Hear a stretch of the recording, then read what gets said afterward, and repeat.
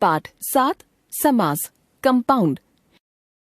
शब्द रचना की तीसरी विधि है समास द्वारा शब्द निर्माण। समास रचना में दो या दो से अधिक शब्दों के मेल से एक नया शब्द बनाया जाता है, जैसे हस्त जमा लिखित, हस्तलिखित। चार जमा पाई, चारपाई। दश जमा आनन, दशानन। राजा जमा पुत्र, राजपुत्र। समास प्रक्रिया में जिन दो शब्दों का मेल होता है उनके अर्थ परस्पर भिन्न होते हैं तथा इन दोनों के योग से जो नया शब्द बनता है उसका अर्थ इन दोनों से भिन्न होता है। समास रचना में भाग लेने वाले पहले शब्द या पद को पूर्व पद तथा दूसरे शब्द या पद को उत्तर पद कहा जाता है। पूर्व पद एवं उत्तर पद के योग से बनने वाले नए शब्द को समस्त पद कहा जाता है। समस्त पद के सभी पदों को अलग अलग किए जाने की प्रक्रिया समास विग्रह कहलाती है, जैसे राह खर्च, राह के लिए खर्च। पथ भ्रष्ट, पथ से भ्रष्ट। माता पिता, माता और पिता आदि। समास के भेद: तत्पुरुष समास, कर्मधारय समास, द्विगु समास, बहुव्रीहि समास, द्वंद्व समास, अव्ययी भाव समास। तत्पुरुष समास: जिस समस्त पद में पूर्व पद गौण तथा उत्तर पद प्रधान होता है तथा दोनों पदों के बीच कोई कारकीय संबंध होता है वह तत्पुरुष समास होता है। विग्रह करते समय कारकीय चिन्हों जिनका समास करते समय लोप कर दिया गया था को पुनः जोड़ दिया जाता है, जैसे युद्ध क्षेत्र, युद्ध का क्षेत्र। गुरु दक्षिणा, गुरु के लिए दक्षिणा। जेब कतरा, जेब को कतरने वाला आदि। देखिए कुछ अन्य उदाहरण। समस्त पद समास विग्रह। यश प्राप्त, यश को प्राप्त। गुणयुक्त, गुणों से युक्त। माल गोदाम, माल के लिए गोदाम। विद्याहीन, विद्या से हीन। राष्ट्रपिता, राष्ट्र का पिता। आत्मविश्वास, आत्म पर विश्वास। डाक गाड़ी, डाक के लिए गाड़ी। कष्ट साध्य, कष्ट से साध्य। गगन चुंबी, गगन को चूमने वाला। भयभीत, भय से भीत। ग्राम पंचायत, ग्राम की पंचायत। आप बीती, आप अपने पर बीती। कर्मधारय समास। कर्मधारय समास में या तो पूर्व पद विशेषण या उत्तर पद विशेष्य होता है अथवा दोनों पदों के बीच उपमेय उपमान का संबंध होता है तथा इस समास का विग्रह करते समय दोनों पदों के बीच कारकीय चिन्ह या परसर्ग नहीं आते, जैसे विशेषण विशेष्य संबंध। विशेषण जमा विशेष्य समस्त पद समास विग्रह। नील जमा कमल, नील कमल। नीला है जो कमल। पीत जमा अंबर, पीतांबर। पीला है जो अंबर, वस्त्र। नील जमा कंठ, नीलकंठ। नीला है जो कंठ। भला जमा मानस, भला मानस। भला है जो मानस। उपमेय उपमान संबंध। उपमेय उपमान समस्त पद समास विग्रह। चरण जमा कमल, चरण कमल। कमल के समान चरण। भुज जमा दंड, भुज दंड। दंड के समान भुज। राम जमा रत्न, राम रत्न। राम रूपी रत्न। मुख जमा चंद्र, मुख चंद्र। चंद्र के समान मुख। द्विगु समास। द्विगु समास की सबसे बड़ी पहचान है कि इसका पूर्व पद संख्यावाची विशेषण होता है तथा उत्तर पद किसी समूह का बोध कराता है, जैसे चतुर्भुज, चार भुजाओं का समूह। पंजाब, पांच आबों का समूह। चवन्नी, चार आनों का समाहार।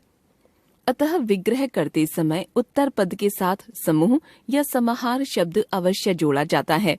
यदि विग्रह करते समय उत्तर पद के साथ समूह या समाहार शब्द का प्रयोग नहीं किया गया हो तो पूर्व पद संख्यावाची होते हुए भी कर्मधारय समास कहलाएगा, जैसे समस्त पद विग्रह 1 कर्मधारय समास, विग्रह 2 द्विगु समास। दोपहर, दोपहर हैं जो, दोपहरों का समाहार। नवरात्र, 9 रातें हैं जो। नव, 9 रातों का समाहार। देखिए द्विगु समास के कुछ अन्य उदाहरण। समस्त पद समास विग्रह। चौराहा, 4 राहों का समाहार। दशानन, 10 आननों मुखों का समाहार। शताब्दी, 100 अब्दों वर्षों का समाहार। पंचवटी 5 वट वृक्षों का समूह। नवग्रह नवग्रहों का समाहार। सप्ताह 7 दिनों का समूह। बहुव्रीहि समास। बहुव्रीहि समास के दोनों पद गौण होते हैं तथा दोनों पद परस्पर मिलकर किसी तीसरे पद के बारे में कुछ कहते हैं और यह तीसरा पद ही प्रधान होता है।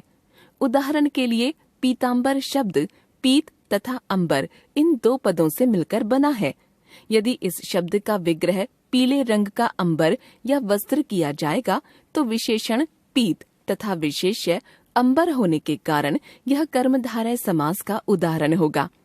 किंतु यदि इसका विग्रह किया जाए पीला है अंबर जिसका अर्थात श्री कृष्ण, तो यही उदाहरण बहुव्रीहि समास का हो जाएगा, क्योंकि इस विग्रह में पीत तथा अंबर दोनों पद मिलकर तीसरे पद श्री कृष्ण की विशेषता बता रहे हैं। देखिए बहुव्रीहि समास के कुछ अन्य उदाहरण। समस्त पद समास विग्रह प्रधान। मुरलीधर मुरली को धारण किया है जिसने कृष्ण। नीलकंठ नीला है कंठ जिसका शिव। चक्रधर चक्र धारण किया है जिसने विष्णु। गजानन गज के समान आनन है जिसका गणेश। घनश्याम घन के समान श्याम सांवला है जो कृष्ण। त्रिलोचन 3 है लोचन नेत्र जिसके शिव। मेघनाद मेघ के समान करता है नाद जो रावण पुत्र इंद्रजीत। द्वंद्व समास। द्वंद्व समास में दोनों पद प्रधान होते हैं, अर्थात कोई पद गौण नहीं होता। समस्त पद बनाते समय दोनों पदों को जोड़ने वाले अव्ययों और तथा या आदि को हटा दिया जाता है। जैसे माता पिता माता और पिता। दाल चावल दाल और चावल। चाय कॉफी चाय या कॉफी। अच्छा बुरा अच्छा या बुरा। अन्न जल अन्न और जल। सीता गीता सीता और गीता। रात दिन रात और दिन। हार जीत हार अथवा जीत। अव्ययी भाव समास। जिस समास का पहला पद कोई अव्यय अविकारी शब्द होता है उस समास को अव्ययी भाव समास कहते हैं। जैसे यथा शक्ति पद यथा और शक्ति के योग से बना है। इसका पूर्व पद यथा एक अव्यय है और इसका विग्रह होगा शक्ति के अनुसार। अव्ययी भाव समास के कुछ अन्य उदाहरण देखिए। यथा समय यथा समय के अनुसार। प्रतिदिन प्रति दिन दिन या हर दिन। भरपेट भर पेट भरकर। हर पल हर पल पल। आजन्म आ जन्म से लेकर। प्रत्येक प्रति एक एक। हमने सीखा शब्द रचना की वह विधि जिसमें 2 शब्दों को मिलाकर एक शब्द बनाया जाता है समास रचना विधि कहलाती है। समास प्रक्रिया में जिन 2 शब्दों का मेल होता है उनके अर्थ परस्पर भिन्न होते हैं तथा इन दोनों के योग से जो नया शब्द बनता है उसका अर्थ इन दोनों से भिन्न होता है। समास रचना में भाग लेने वाले पहले शब्द या पद को पूर्व पद तथा दूसरे शब्द या पद को उत्तर पद कहा जाता है। पूर्व पद एवं उत्तर पद के योग से बनने वाले नए शब्द को समस्त पद कहा जाता है। समस्त पद के सभी पदों को अलग अलग किए जाने की प्रक्रिया समास विग्रह कही जाती है। समास के 6 भेद होते हैं: तत्पुरुष, कर्मधारय, द्विगु, बहुव्रीहि, द्वंद्व तथा अव्ययी भाव समास।